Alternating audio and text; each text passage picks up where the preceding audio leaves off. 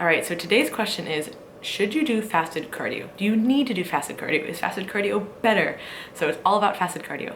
This has been like the age-old debate forever since people have been bodybuilding and changing their body composition. So based on the research that we have, there seems to be no difference in total fat loss over the 24-hour period if you do cardio fasted versus fed. Schoenfeld did a write-up about this many years ago, and that's kind of been like the go-to reference for a lot of people. And basically what happens is when you're doing fasted cardio, the idea is that you are using your body fat for fuel primarily versus the glucose that you've just eaten if you are obviously on a glucose-dependent diet versus a keto diet, which you'd be on ketones.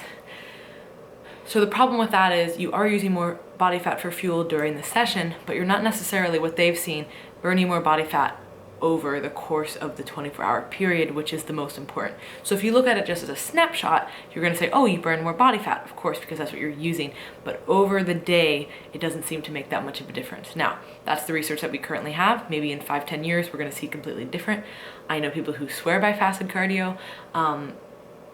Whatever you want to do, here's what I'll say. If you're doing steady state, I would say that you can do fasted cardio if you choose to, if you feel better, or if it honestly just works out for your schedule. So say you have to get up early and you don't want to start eating that early, I totally understand that, especially in a calorie deficit. Now, if you're doing fasted cardio because someone is telling you that it's completely superior and you're dreading it and you're having terrible sessions and you have no intensity at all, then I would not do it. So again, it kind of comes down to your schedule, your preferences. It's not better or worse. The only thing that they did see actually was, though, if you did eat a meal prior to cardio, not fasted anymore, you may have more intensity during the session, which could then increase calories burned, increase your deficit throughout the day. So if you're finding that your intensity is really, really struggling because of the fasted cardio and not just like the normal cardio struggle, like a struggle because you haven't eaten, then maybe think about putting it right after your weight training session. If you are gonna do fasted cardio, I would suggest having some kind of aminos just to hopefully prevent any more muscle breakdown that you're going to have. I guess you could argue that maybe that's not fasted then, but I would suggest that would be optimal if you're going to do that. Now, the only thing I would say to never do is fasted HIIT, ever, because again, HIIT is all about intensity.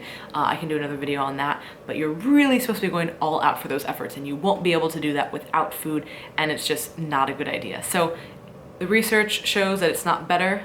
Fasted cardio is not better than fed cardio.